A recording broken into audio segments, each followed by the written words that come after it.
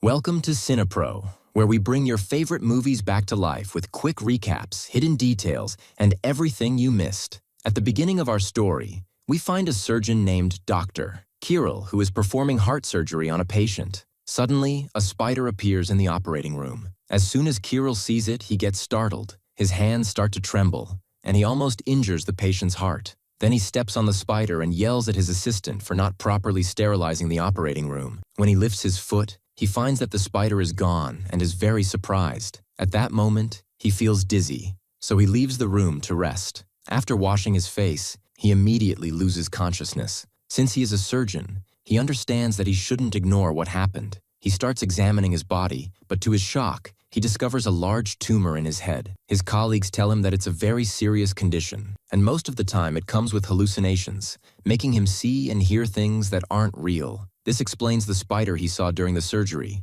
Kirill knows it's impossible to remove the tumor from his head, and all he can do now is wait until he dies. One of his colleagues tells him a secret. There is a nearby hospital that can treat his condition. At first, Kirill thinks it's a scam to take his money and says he'd rather spend his savings enjoying his last few days. But the sudden hallucinations make it impossible for him to focus on anything. Even when he tries to rest, he feels a headache. He realizes he needs something to give him hope to live. So he looks up the hospital's address, takes his car at night, and goes to this mysterious hospital with his friend. Strangely, the guard doesn't ask them any questions as they enter. All he does is scan them with a device and take their phones. Then they reach a tall building. After his friend registers at reception, he leaves Kirill in the waiting room and goes to the office. While Kirill is sitting, he gets a severe headache and finds a short-haired girl sitting next to him. She tells him that she's also there for treatment and that she has a tumor too. Both of them are living through the same very difficult situation. Kirill doesn't comfort her or say a word. Instead, he gets up and goes to the bathroom. As he passes by the reception desk, he vomits, and the people around him are disgusted by him. Suddenly, someone falls to the ground and covers the spot so it doesn't get dirtier. Several cleaners come and clean the area around Kirill as if he is a source of infection. Luckily, his friend comes and saves him from this embarrassing situation. Kirill is upset because he feels the hospital doesn't treat its patients with respect. When he enters the examination room, the doctor tells him he needs to do the tests again because this time they will be different. She then brings a plastic bag and puts it on Kirill. When he looks at the bag, he finds a small bone inside. The doctor doesn't explain anything but reminds him not to move the bag during the examination. After that, she keeps asking him many questions, trying to learn every detail about the patient. This makes Kirill suspicious of them, and when he gets fed up, he removes the bag with the bone from himself. At that moment, he notices the room's light changes, and he hears whispers in his ears, as if something is trying to enter through the surrounding walls. As soon as the doctor notices, she yells at Kirill to put the bag back quickly. After he does so, everything returns to normal, but Kirill loses consciousness. When the other doctor looks at Kirill, he is surprised and tells the hospital director, Irina, that there is something unique inside Kirill's body that could help them. After Kirill wakes up, the doctor offers him to join the hospital, and they will treat his illness. In the next scene, he enters a room and finds another person there. At night, Kirill is surprised to see insects in the IV fluids connected to his body, but the man with him tells him the insects will disappear when he rests. The next day, he wakes up feeling better. On his way out, he meets the short-haired girl and reassures her. Then he meets Irina, who tells him he will have a major surgery soon. After she leaves, he becomes more suspicious of the hospital because he knows the girl's condition is very difficult to treat, but the hospital is still going to operate on her. He goes back to check on the girl, but the guards stop him. When we see the girl in the operating room, we find the doctors attaching strange things to her. Stranger still, the medical tubes in the doctor's hand bend on their own, and the fluid starts to dissolve. Even the coffee in the corridor mysteriously pours out on its own. Suddenly, the girl's eyes turn black, and the doctors around her fall one after another, as do the people in the corridor. Only Kirill remains standing. Suddenly, he feels pain in his head and that the girl is calling H. The girl is calling him. Black fluid appears and approaches him. At that moment, the doctor comes and removes a black mass from the girl's brain. After that, everything returns to normal, and the girl smiles at the doctor through the window. After Kirill wakes up, he hears that the tumor in the girl's brain has been removed. When he talks to the doctor and tells him what he saw, the doctor tells him he will see many things he won't understand. But after working with them for a while, he will understand everything on his own. The next day, he signs his employment papers at the hospital and starts working under Irina. He learns that he will be responsible for treating difficult cases, but the first thing they plan to do is remove his tumor. Irina tells him the operation will happen soon. In the next scene, two people come in and inject Kirill with a shot in his back, drawing out some fluid. When he asks what it is, Irina tells him it will improve his condition, but it doesn't have to cure it. She changes the subject and tells him to get ready to treat his first patient, who suffers from sleep paralysis. When she sleeps, she can't wake up on her own, and even when she regains consciousness, her body still can't move. When Kirill talks to the doctor about this case, she sends him to the archive. There, he finds records of a lot of information no one has heard of. As he flips through them, he finds drawings of demonic creatures and realizes that this hospital is not a modern hospital based on science. According to the hospital system, the first thing they do for a patient is a full examination, and they put a bag on their body with a bone. Here, Anya explains to him that this is like a protection talisman. Now the patient is in a magnetic environment. The demon inside him may wake up, but without the talisman, the demon will cause a lot of problems. As for the questions they ask, these are to determine whether the person's thoughts are controlled by the demon or not. Then Irina tells them that the patient has two types of entities inside her. Since Kirill is not used to this system, as a doctor, he refuses to accept this method and tries to use his medical approach. He gives the patient a sedative to monitor her brainwaves, but suddenly they find her starting to move strangely, and the brainwaves show her brain is in a very bad state. Anya, seeing this, shuts off the devices, and then the patient wakes up, but her body does not move. This is due to intense excitement that happened while she was asleep, and Kirill thinks he has found the treatment method. But Irina yells at him because he acts on his own, and when the patient comes in, she finds bruises on her body and understands that the illness has reached its final stage. Normally, they would have been able to remove the tumor easily, but now the situation has become very difficult. Here we learn that Irina hid something from Carol, and we understand that the brainwave scan was actually an image of the creature inside the patient. If they remove the gallbladder at that point, she will fall into a coma, which will immediately cause her death. On the other hand, Carol loses hope in the treatment he's used to. When he goes back to the archives to look for records related to this case, he finds a lot of information about the subject. He learns that these creatures belong to a type called ND2, and they represent a high level of danger. When Carol asks about the danger levels, Anya explains to him that the hospital's founder recorded many diseases with medically undetermined causes and listed them as viruses. At that time, the founder decided to divide these forces into three main groups. According to him, these forces can cause mild illnesses in the body. The second type, however, causes serious diseases, putting the patient's life in danger. As for the third type, the only advice he gives is to stay away from them as much as possible. Here we discover that on Carol's first day, he was classified as type ND1. Irina suggested several times that they get rid of him, but the doctor refused. When Krill reads about the second type, he knows that this creature is formed according to the patient's psychological state and can increase the hormones in the human body and make them live very difficult nightmares. And the only way to prevent this is to remove the fluid in the gallbladder to control it better. And Anya tells him that she learned from Irina that the patient's condition has reached a critical stage and they will not be able to save her. And this is because of him. When Carol goes to get a drink, he finds a strange barrel and the water refuses to come out. Then it spreads into the air and approaches him as if it's about to attack. Luckily, Anya arrives at that moment and saves him. She explains that this is the ND3 type, which they extracted from demons and patients' bodies. They keep them in bottles and barrels so they don't cause any illnesses. At that point, Carl tells her he found a way to treat the patient, but this time he doesn't act recklessly and asks the doctor's opinion. He suggests trapping the demon in a crystal inside the patient. Suddenly, they hear an alarm and learn that the patient has gone into shock. They decide to perform the operation immediately. The doctors prepare and enter the operating room. As soon as they start, they see a red light appear around them, swirling around the mirrors. The demon inside the patient appears, but suddenly turns into black smoke and disappears. We understand that Anya was able to remove the stone the demon was connected to and wrapped it in a bag to contain it.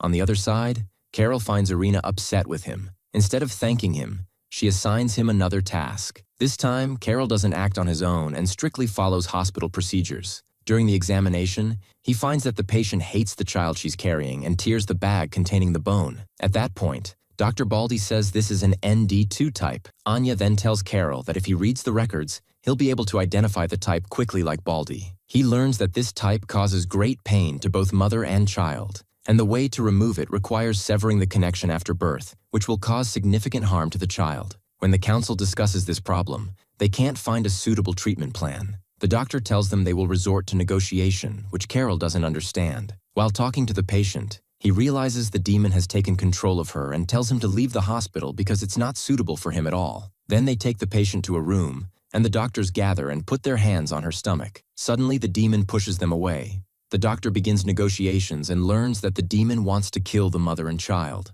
The doctor points to Carol and tells him he will never allow this to happen. At that moment, the demon feels something strange, and Carol changes his approach, saying he will take the life of one of them, either the mother or the child. After that, the place returns to normal, and Carol tries to understand what made the demon back down like that. After the mother decides to save the child, they return to the operating room. Carol decides to save both. Suddenly, he injects her with anesthesia and decides to save the child first, then figure out how to save her. But at that moment, the demon wakes up and tells Carol to choose between them. Irina senses something is wrong and pulls Carol aside, telling him that if they don't fulfill their agreement, there will be serious consequences. At that moment, the assistant tells them the patient's heart has stopped. After they save the child, the mother wakes up and the color of the room changes. Carol finds himself in another dimension with the demon, who yells at him for breaking their agreement and threatens to kill the mother and her son. When Carol asks what the demon wants to leave them alone,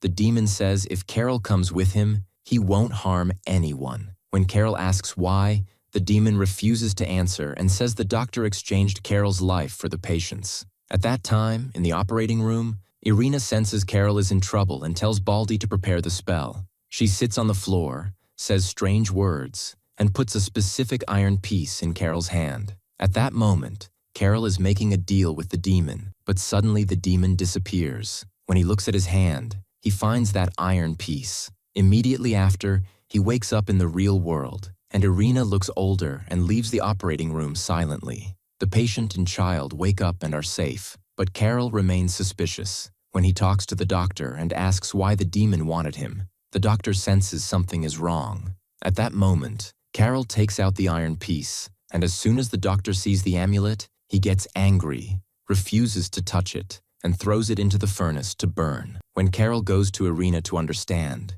she is still tired and tells him that this amulet restrains powerful demons and that the hospital founder brought it from outer space. Carol then understands why the demon disappeared, but doesn't understand why the doctor was afraid of it. When he talks to Irina, she pushes him away. But when he returns to his room, he tries to call his family using the phone of the man with him. At that moment, he gets caught, and Irina finds out he took pictures of many things, which could put the hospital in danger. She expels the man, even though he has an ND3 type disease, meaning he will suffer from his illness for the rest of his life. When the man returns to the office and finds Irina, she changes her attitude toward him and decides to transfer her fatigue to him. When Anya notices, she argues with her. Here we understand that everyone knows Irina has magical powers and can take energy from other people. From their conversation, we learn that Irina is Anya's mother and tells her that one day she will be like her, but Anya refuses to be like her at all. But the strange people in the hospital are not just Irina and the doctor. After Anya finishes her shift,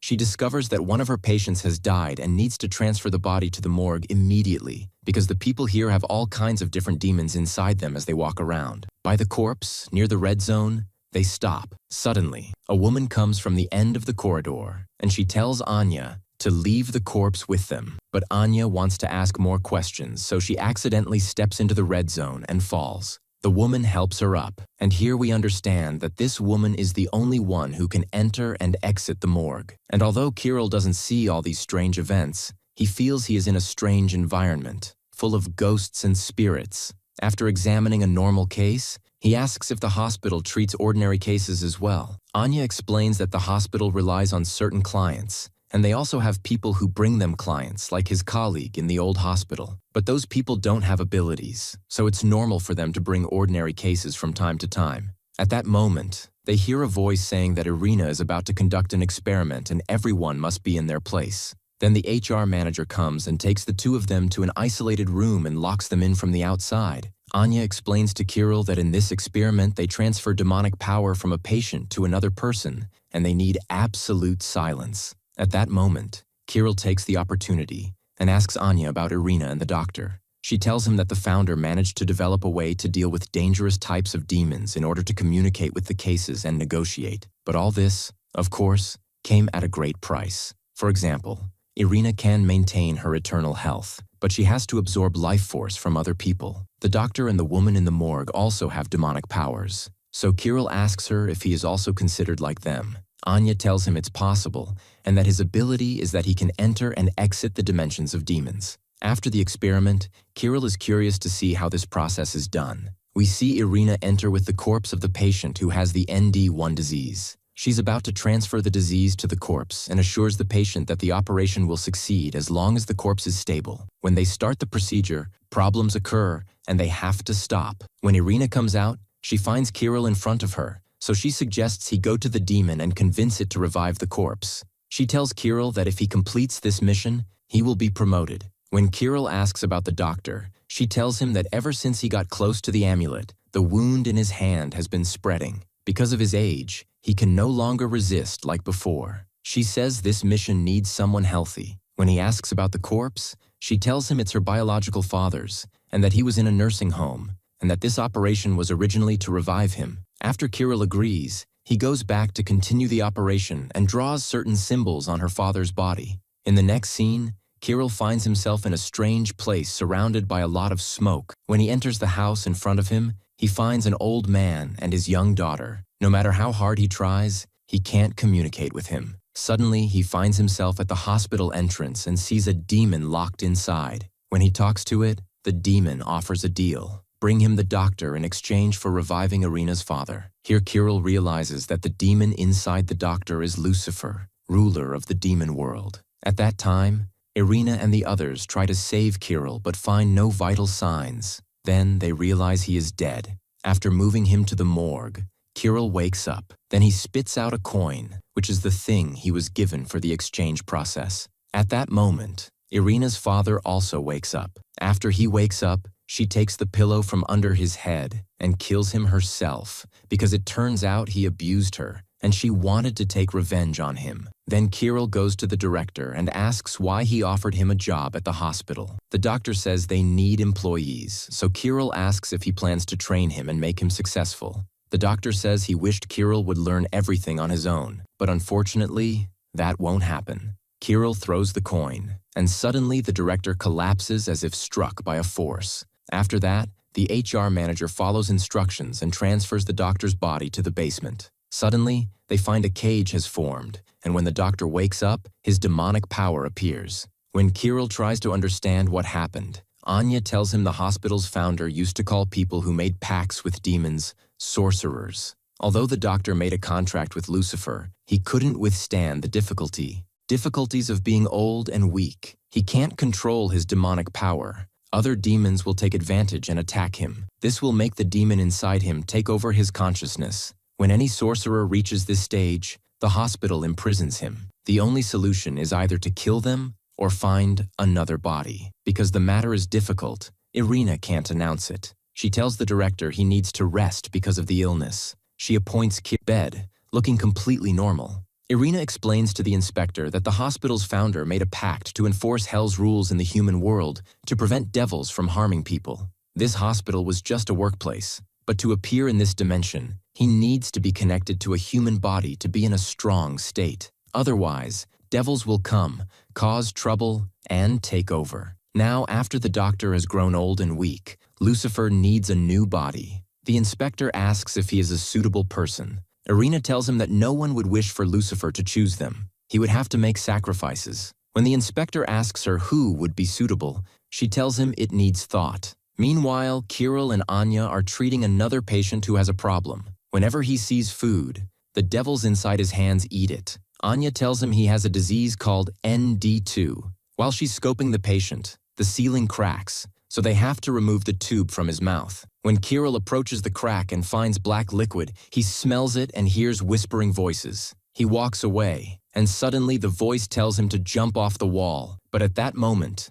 Baldi comes and saves him. Afterwards, The hospital begins sterilizing every corner. When Kirill wakes up, he finds Anya crying because in the last operation, she made the devil's power increase, and now the patient can no longer control himself. Kirill tells them they need to perform an operation to isolate the devil's power in the patient's body, and if they delay, the patient will also lose his sight. After they enter the operating room, they begin, even though Anya is not present. And at that time, Anya faces a major crisis. Her mother comes and tells her not to worry about the patient. What matters is that she focuses on dealing with Lucifer, or else the hospital will be destroyed, and Kirill will collapse if he finds out. So she follows her mother to the operating room, and then they enter another dimension. Irina tells her they are the only ones who can save the hospital. Anya still doesn't know what they will do about Lucifer, and Irina tells her they will make a pact with him to gain strong powers, but in return, they must make a sacrifice, meaning they must give up the life of one of them. She gives her daughter a scalpel, pretending she will be the one to sacrifice herself, but Anya's hand trembles.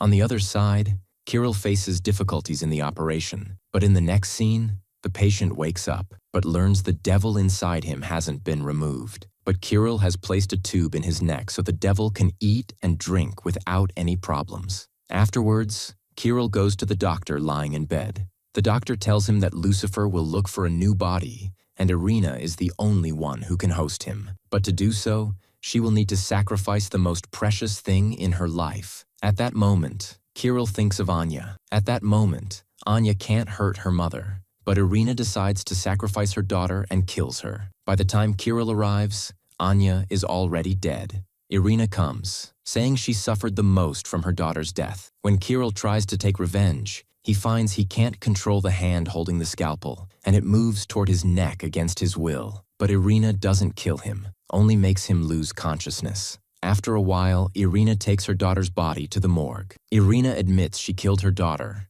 and they tell her she needs to rest because the tumor in her brain is making him hallucinating. The HR director comes and takes him outside. When the doctor visits him, he tells him that Irina had to do this so Lucifer would accept her and she could control the hospital system. As for the hatred he feels toward her, it's because of the devil inside him. He reminds him that the devil inside him is more dangerous than Lucifer. At that moment, Kirill can't accept the truth, but feels he will be able to get justice for Anya. While thinking about her, he hears an announcement about a new patient arriving. Everyone bows their heads when they see the patient. When Kirill sees the patient, he finds it is Anya. He is shocked and runs to her, but the HR director pulls him away and gives him the examination paper, telling him that the girl he sees as Anya is actually an old man. At night, Kirill keeps thinking about her, so he enters the man's room, even though he knows she isn't really Anya, but he keeps staring at her. Suddenly, the patient gets up and says he wants to tell him something on behalf of the Great One. He asks if he means Lucifer, but the patient says it's someone else he met before who helped Kirill. So he remembers the devil who gave him the coin, and it's probably Lucifer's enemy. He tells him that he wants to prevent Lucifer from finding a metal body, and since Kirill wants to save Anya, that means they are on the same side. So Kirill asks him if it's possible for Anya to come back, and at that moment the man nods. Yes. He tells, it's clear her illness is not only difficult, but she's a sorceress who made a pact with a demon. And Kirill learns that this woman can control people and raises the blood sugar of the man in front of her, causing him to collapse instantly. And he realizes she does this to support the power of the demons. Here, Kirill understands her case is more complicated than any other patient. At that time, the delegation arrives and Irina welcomes them. Of course, since they are from the Ministry of Health, they have to act strictly in their cold manner and insist on meeting the doctor himself. When they find him imprisoned, they try to release him, but when no one moves, one of them enters the cage himself. The doctor raises his hand and makes the man fly in the air. The HR manager intervenes and saves him, and the inspector understands the doctor is under demonic influence and decides to leave. Then they go to the examination room where Anya is examining the new patient. When the inspector arrives, he tries to understand what is special about this patient. Suddenly, the patient looks at him and twists his arm, causing him to hit his head. He decides to run the hospital himself, but Irina reminds him this requires someone with experience. But he tells her he suspects someone intentionally did this to the doctor, to take over the hospital. Then he finds the device moving toward him and it hits him, but even this doesn't make him change his mind. He tells Kirill he needs someone to help him. In return, he'll promote him and give him other privileges, like allowing him to use a mobile phone. At that moment, Kirill agrees. Then he goes to see the new patient. He says they shouldn't waste the hospital's resources on her, since she made a pact with a demon. When Kirill asks Irina's opinion, she gets upset that he's siding with the inspector. Even Anya disagrees with Kirill's betrayal.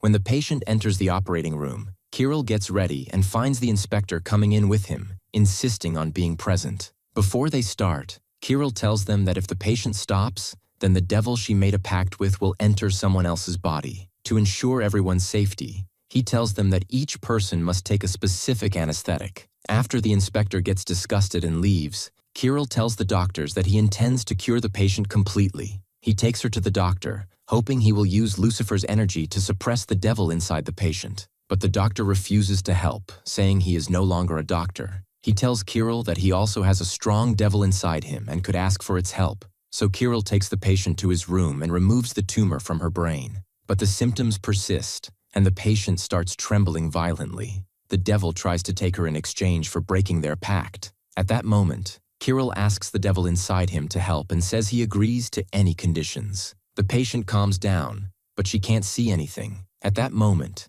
the inspector enters with his team and yells at Kirill and Anya for breaking the rules. But Kirill doesn't care because what matters to him is that the patient is finally cured. Afterwards, Anya asks him what the devil will make him do in return. He tells her that nothing is more important than a human life. Suddenly, he loses consciousness, thinking it's because of the devil. But when he wakes up, he learns that Anya inherited her mother's power and that she can kill people if she gets close to them, so it's better for them to keep their distance. But Kirill decides to find her a solution. In the next scene, we see the inspector coming to the hospital. After what happened to him, he's no longer as arrogant as before. He starts telling her that on a very ordinary day in the hospital, he found the cleaning lady standing in shock because of a crack in the floor. It turns out this is because Lucifer escaped. Then the receptionist finds a crack in the wall, and black liquid comes out of it. The hospital faces many incidents in a short period. Patients fall into comas, and doctors enter the operating room to treat patients from this strange black substance,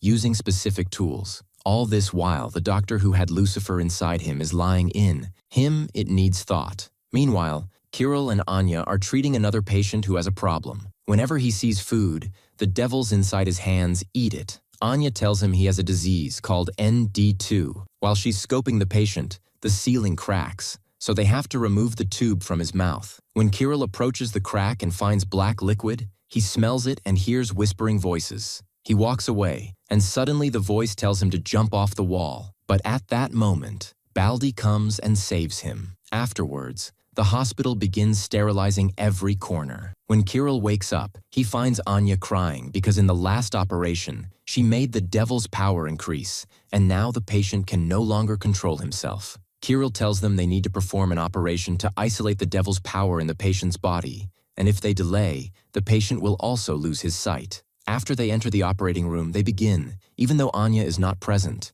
and at that time, Anya faces a major crisis. Her mother comes and tells her not to worry about the patient. What matters is that she focuses on dealing with Lucifer, or else the hospital will be destroyed, and Kirill will collapse if he finds out. So she follows her mother to the operating room, and then they enter another dimension. Irina tells her they are the only ones who can save the hospital. Anya still doesn't know what they will do about Lucifer, and Irina tells her they will make a pact with him to gain strong powers. But in return, they must make a sacrifice, meaning they must give up the life of one of them. She gives her daughter a scalpel, pretending she will be the one to sacrifice herself, but Anya's hand trembles. On the other side, Kirill faces difficulties in the operation, but in the next scene, the patient wakes up, but learns the devil inside him hasn't been removed. But Kirill has placed a tube in his neck so the devil can eat and drink without any problems. Afterwards, Kirill goes to the doctor lying in bed. The doctor tells him that Lucifer will look for a new body, and Irina is the only one who can host him.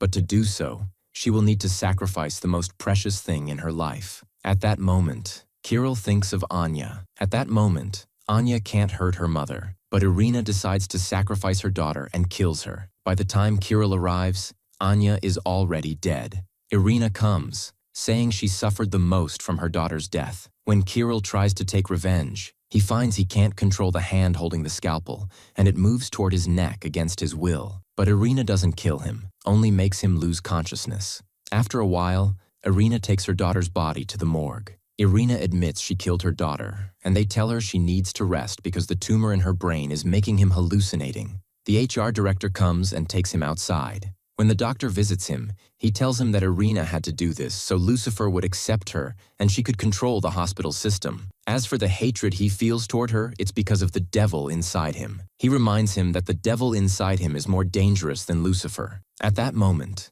Kirill can't accept the truth, but feels he will be able to get justice for Anya. While thinking about her, he hears an announcement about a new patient arriving. Everyone bows their heads when they see the patient. When Kirill sees the patient, he finds it is Anya. He is shocked and runs to her, but the HR director pulls him away and gives him the examination paper, telling him that the girl he sees as Anya is actually an old man. At night, Kirill keeps thinking about her, so he enters the man's room, even though he knows she isn't really Anya, but he keeps staring at her. Suddenly, the patient gets up and says he wants to tell him something on behalf of the Great One. He asks if he means Lucifer, but the patient says it's someone else he met before who helped Kirill, so he remembers the devil who gave him the coin, and it's probably Lucifer's enemy. He tells him that he wants to prevent Lucifer from finding a metal body, and since Kirill wants to save Anya, that means they are on the same side. So Kirill asks him if it's possible for Anya to come back, and at that moment the man nods yes. He tells him that the proposal will be agreed upon on the 9th day if Kirill signs a contract with the Great One.